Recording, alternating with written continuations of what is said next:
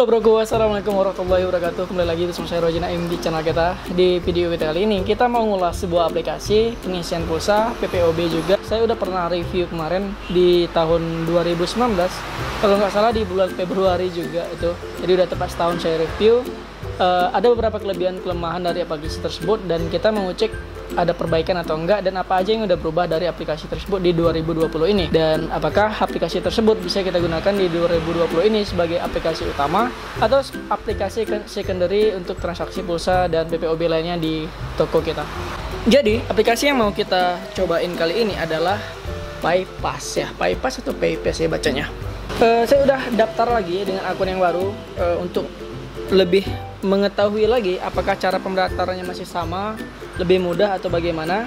Jadi saya udah coba beberapa kali transaksi di sini dan saya udah coba juga beberapa menu-menu yang ada di sini.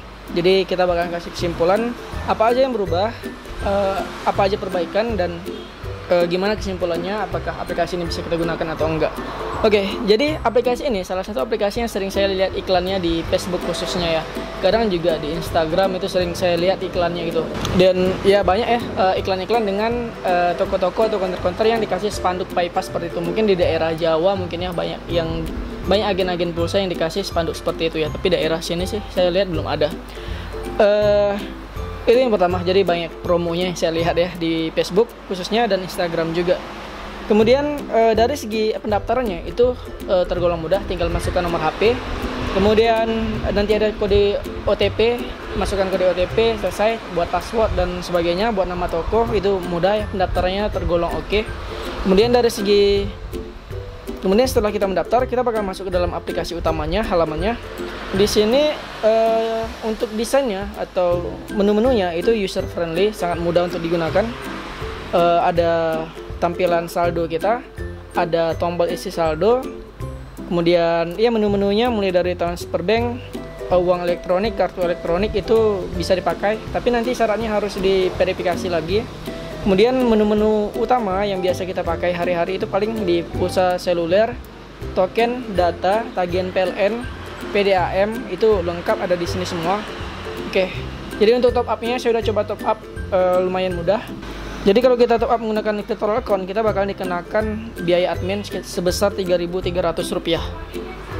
Ya dek, sebesar Rp3.300, dan saya top up tadi coba itu 100.000, jadi totalnya 103.300. Dan ya ketika saya top up gitu menggunakan virtual account BRI, ya udah langsung masuk sekitar ya paling sekian 10 atau 50 detik gitu ya, mungkin 1 menit paling udah masuk tadi top up-nya, saldonya. Oke, saya udah cek juga harga-harga pulsanya mulai dari Telkomsel, XL, Axis, kemudian juga Tri, Smartfren, M3, itu semuanya rata-rata lumayan ya pasaran ya. Nggak terlalu murah dan nggak terlalu mahal sih, masih bisa lah kita ambil margin 1.000 per transaksinya ya untuk isi pulsa.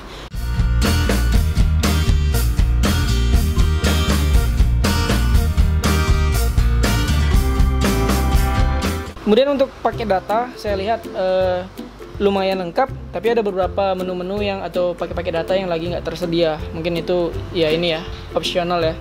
Kemudian dari token PLN-nya lumayan nggak terlalu murah, nggak terlalu mahal, standar 20.000 20.100, kemudian 50.000 50.100, 100.000 100.000 100. Jadi rata-rata di up Rp100 aja.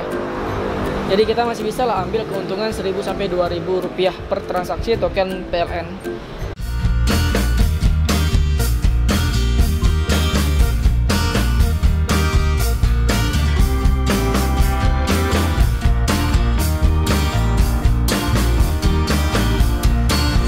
Salah satu kelemahan yang tahun lalu itu saya coba di aplikasi PayPass ini adalah ketika kita transaksi 2 kali dengan nomor yang sama, pulsa dengan jumlah yang sama, itu biasanya gagal ya kalau tahun lalu. Misalkan kita transaksi pulsa Telkomsel di nomor A gitu kan, 10.000, nanti kita coba di hari yang sama 10.000, biasanya gagal. Tapi saya coba tadi, ini udah bisa ya, dan berhasil gitu. Jadi ada perbaikan ya teman-teman. Kemudian di bawah ini ada menu beranda biasa, pesanan, ini transaksi ataupun history transaksi kita dan top up.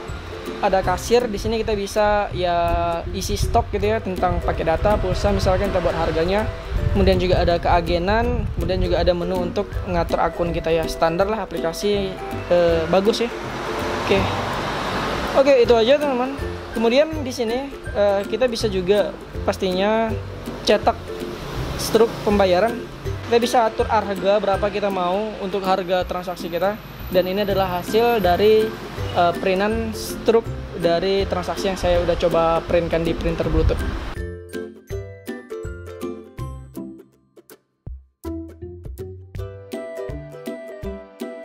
Jadi itu teman, jadi antara tahun lalu dan sekarang itu nggak terlalu banyak perbedaan, tapi beberapa kekurangan itu udah dilengkapin, udah diperbaikin gitu ya.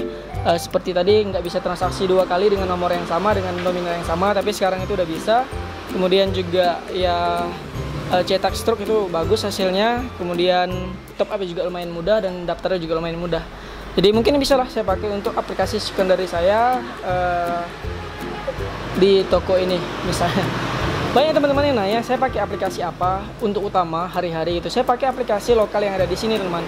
Jadi menurut saya sih aplikasi yang paling baik itu dan aplikasi yang paling aman untuk kita transaksi PPOB gitu ya, adalah aplikasi yang ada kantornya di daerah kita atau dekat dengan tempat tinggal kita. Ketika kita ada masalah, ada komplain, kita bisa datangi kantornya dan ngadu atau komplain di sana. Jadi malahan kalau di sini gitu ya, rata-rata misalkan kita top up gitu 1 juta, jadi nggak ada admin sih biasanya. Jadi kita top up 1 juta untuk saldo, ya udah bayarnya 1 juta aja. Bahkan di beberapa kesempatan kadang agen-agen itu malah nawarin bayarnya nanti aja 3 hari sekali, seperti itu. Jadi saran saya kalau teman-teman mau pakai aplikasi utama di toko ataupun dimanapun itu, pakai aplikasi-aplikasi yang ada di sekitaran kalian. Tanya konter-konter sekitar kalian itu pakai apa, kalian juga pakai itu gitu. Jadi lebih aman. Jadi aplikasi utama itu menurut saya sih yang paling aman adalah pertama itu mQuest pastinya, karena itu kan induk untuk Pulsa Telkomsel. Kemudian yang kedua adalah aplikasi yang ada kantornya di dekat tempat tinggal kita, atau aplikasi-aplikasi yang sering atau banyak dipakai oleh konter-konter tetangga kita atau konter-konter sekitaran kita itu sih.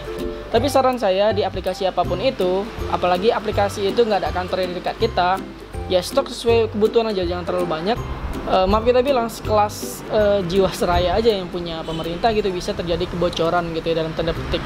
Apalagi aplikasi-aplikasi yang beredar di Play Store, dan banyak juga aplikasi-aplikasi yang kadang nggak ada jelas ya siapa yang punya, izinnya di mana, kantor di mana. Jadi harus lebih waspada dan bijak ya dalam top up saldo dimanapun itu dan apapun itu aplikasinya.